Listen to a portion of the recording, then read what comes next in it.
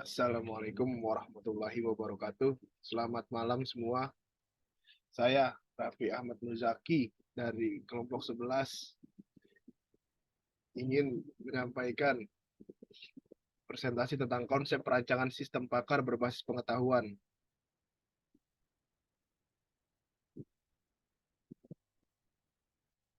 Di kelompok 11 ini beranggotakan saya sendiri Raffi Ahmad Muzaki, Rencana Marwao, Basri Putra Aji, dan Muhammad Arli Amarafli.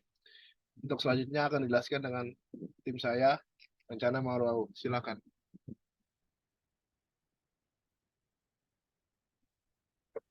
Baik, saya akan melanjutkan untuk membacakan. Sistem pakar adalah jenis sistem kecerdasan buatan yang dirancang untuk meniru kemampuan seorang pakar manusia dalam suatu domain tertentu. Sistem ini menggunakan pengetahuan yang ada dalam bidang tersebut untuk membuat keputusan atau memberikan solusi terhadap masalah yang diberikan. Berikut adalah penjelasan konsep perancang sistem pakar berbasis pengetahuan. 1. Identifikasi domain pengetahuan. Identifikasi domain pengetahuan yang akan menjadi fokus sistem pakar. Pemilihan domain haruslah spesifik dan dapat diukur sehingga dapat diimplementasikan dalam sistem. 2. Akuisisi pengetahuan. Kumpulkan pengetahuan dari pakar manusia dalam domain yang dipilih. Pengetahuan ini dapat diperoleh melalui wawancara, observasi, atau dengan menggunakan dokumen dan di literatur yang relevan. Silakan dilanjut.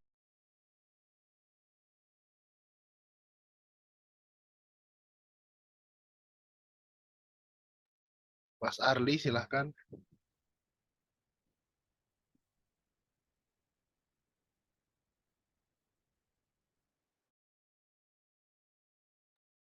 Mas Arli.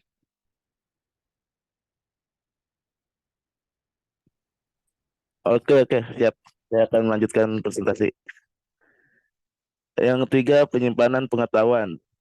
Pengetahuan yang diperoleh perlu disimpan dalam bentuk yang dapat diakses oleh sistem.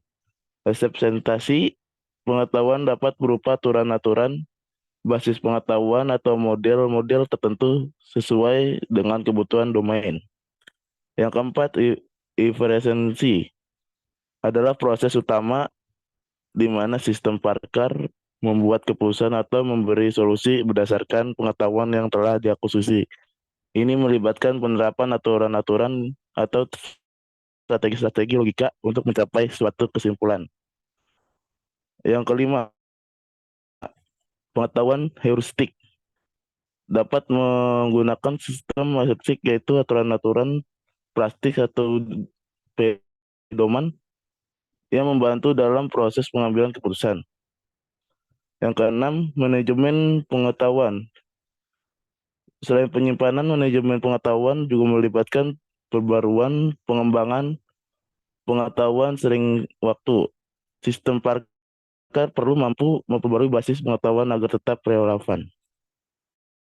Yang ketujuh, antarmuka pengguna. Sistem pakar harus memiliki antarmuka penggunaan yang intuitif dan mudah dipahami.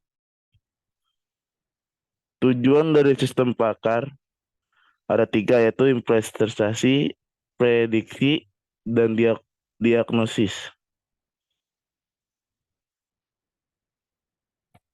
Oke. Oke, selanjutnya akan saya membacakan perancangan desain.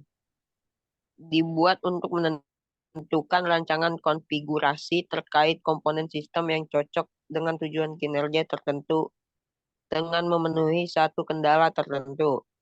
Perencanaan tujuan sistem ini untuk merencanakan serangkaian tindakan yang mendapatkan tujuan pada tahap kondisi awal tertentu. Monitoring. Sistem ini juga melaksanakan hasil pengamatan berdasarkan suatu kondisi yang diharapkan. Next, B.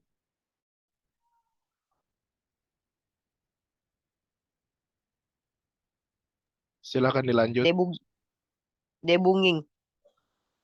Sistem pakar mampu menentukan serta menginterferensi menginterpretasikan berbagai cara untuk mencegah terjadinya malfungsi atau kegagalan pada fitur tertentu. Instruksi bertujuan untuk mendeteksi kemampuan dan tingkat defisiensi terhadap pemahaman mengenal domain subjek.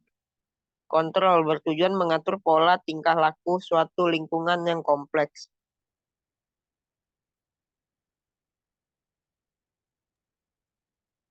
Ya, terima Saya kasih. kembalikan ke Rapi sebagai moderator. Oke, terima kasih Mas Basri. Mungkin itu saja yang bisa disampaikan oleh kami, kelompok 11. Lebih kurangnya mohon maaf. Assalamualaikum warahmatullahi wabarakatuh.